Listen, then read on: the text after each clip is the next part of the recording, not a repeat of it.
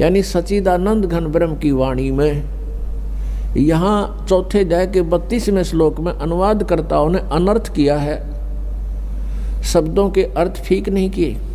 ब्रह्मणे मुखे का अर्थ इन्होंने किया है वेद की वाणी।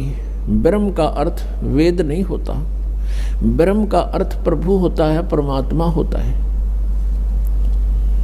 और ब्रह्मणे का अर्थ होता है बड़ा भगवान, यानी सच्चिदानंद घन ब्रह्म। जैसे वेद तो विधान है प्रभु का और ब्रह्म परमात्मा है। यदि कोई राजा का अर्थ संविधान करता है किसी प्रकरण के अंदर, तो उसको ज्ञान नहीं है, वो मूर्ख है बिल्कुल।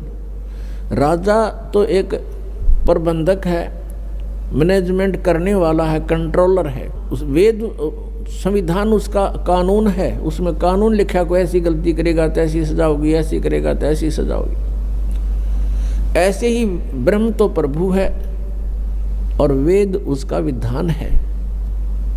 तो यहाँ इन्होंने अर्थ गलत कर दिए। ब्रह्मणे मुखे का अर्थ है सच्चिदानंद घन ब्रह्म की वाणी। मुखे माने उसके मुख से बोले गए वचन, उस कबीर वाणी में, उस सूक्ष्म वेद में बहुत विस्तार के साथ लिखे हैं।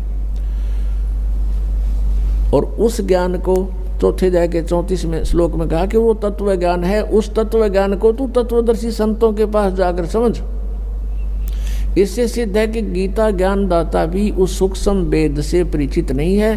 तो इससे यह भी सिद्ध हुआ कि सूक्ष्म वेद की जानकारी श्रीमद् भगवद गीता में नहीं है। अधिक जानकारी के लिए डाउनलोड करें संत रामपाल जी महाराज ऐप व सब्सक्राइब करें संत रामपाल जी महाराज यूट्यूब चैनल।